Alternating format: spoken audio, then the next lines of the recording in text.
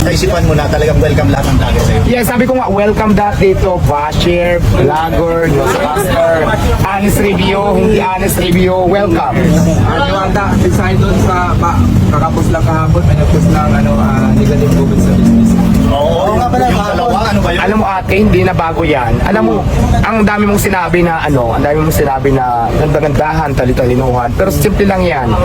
Kung concerned ka talaga, kung concerned ka lang ito lang yung mensahe ko sa'yo, dapat hanapin mo ko eh. Tapos sasabihin mo sa akin, gusto mo talaga ako matulungan doon sa sinasabi mo. Kailangan ng honest review, kailangan malaman ng may-ari para to improve kung ano man ayusin, dapat ayusin. Kasi nangyari kasi, hindi naman para maging concerned ka eh.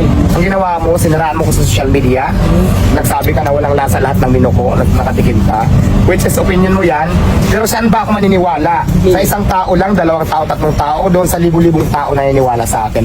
Siyempre para sa akin, majority first. Sa akin lang talaga, kung talagang concern ka, may concern ka sa negosyo ko, at sa akin, sabi mo, dapat kinausap mo na lang ako ng personal, hinanap mo na lang ako.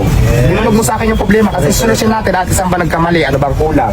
Magagawa ko ng paraan eh.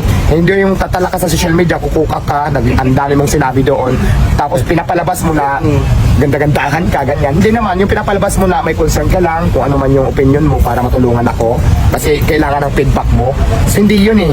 Hindi mo na kailangan ilabas pa sa social media.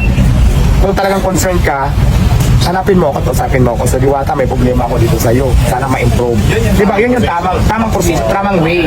Kung gusto mo talagang matulungan ako dahil sa feedback mo at magkaroon ako ng idea, ako may-ari eh. Ang nangyari kasi, nagpasikat ka lang. Nagpasikat. Gusto mo lang mapansin. So, yun lang ang mensahe ko sa'yo. Diwata, ano impact mo, mas mahali ka sa Batang Quiapo? Ano impact sa Karisan mo ngayon? Lumakas ba yung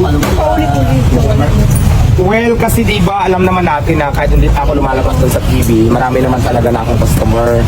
So, di ba mas lalo akong gumanda ngayon nung lumabas ako sa Batang Quiapo, nadagdagan pa lalo. So, nakatulong talaga ang TV for TV exposure sa business ko, di ba? Lahat naman eh. Katulad sa inyo, mga vlogger kayo, may mga news dyan para nag-interview. So, malaking impact nito, malaking tulong talaga na sa negosyo ko kasi nakikilala siya.